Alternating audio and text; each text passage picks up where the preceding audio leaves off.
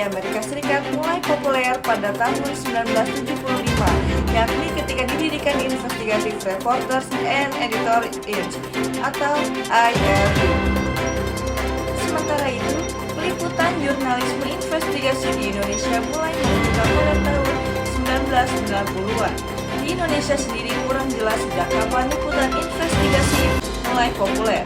Namun, ada sejarah yang panjang, dimulai sebelum berdirinya negara Amerika. Pada masa Orde Lama di Indonesia, peliputan investigasi pertama kali dilakukan.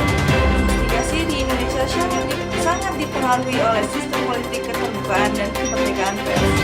Sebelum adanya kebebasan pers, praktik jurnalisme di Indonesia masih tidak memiliki kebebasan dan takut-takut dalam menyampaikan informasi. Kasusnya terkait pemberitaan negatif seperti korupsi. Pada perkembangannya, pasca kemerdekaan pers semakin terbuka. Selanjutnya, tahap-tahap melakukan jurnalisme investigasi. Pertama adalah perencanaan. Dalam perencanaan ada beberapa hal yang harus dilakukan, yaitu yang pertama membuatnya. Yang kedua, riset dan observasi awal. Riset ini sebagai inti investigasi observasi awal. Observasi atau survei dalam tahap perencanaan biasanya dilakukan dalam topik-topik yang lebih kompleks dan membutuhkan kerjasama tim di lapangan. Yang ketiga, menentukan angle atau fokus dan hipotesis. Untuk masalah merumuskan hipotesis. Yang keempat, merencanakan strategi eksekusi. Yang kelima, menyiapkan skenario pasca publikasi. Selanjutnya ada tahap action investigasi. Pada tahap ini hanya ada dua langkah, yaitu yang pertama tahap mencari bukti fisik. Jenis-jenis bukti fisik ada tiga yang disebut metode investigasi. Tiga trials, yaitu material trials. Yang kedua people trials. Yang ketiga money trials. Selanjutnya membahas tentang perbedaan jurnalisme investigasi dengan jurnalisme lain. Ilustrasi sederhana perbedaan in-depth reporting dengan investigative reporting, yaitu ilustrasi tersebut diibaratkan dengan seseorang yang bercerita.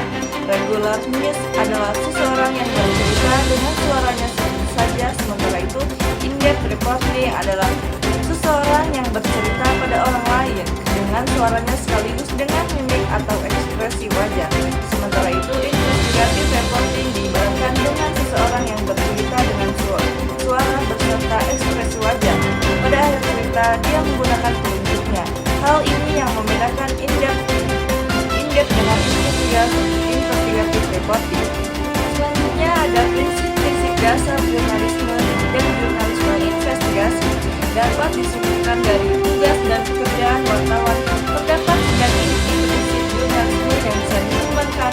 Di antaranya yang pertama, kewajiban utama jurnalisme adalah kebenaran. Yang kedua, loyalitas kepada masyarakat. Yang ketiga, inti jurnalisme adalah disiplin untuk melakukan verifikasi. Yang keempat, wartawan harus memiliki kebebasan dari sumber yang mereka liput.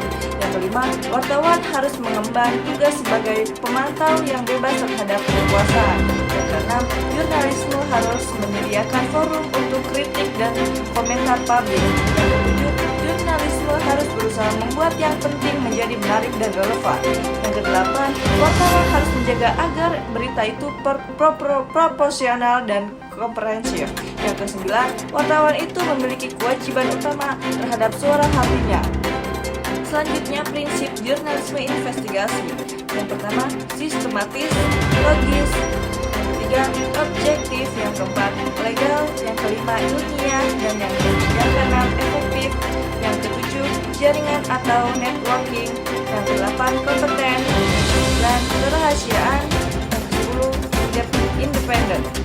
Baik pemirsa, berita tadi sekaligus menutup perjumpaan kali ini. Saya Zanifah melaporkan dan sampai jumpa.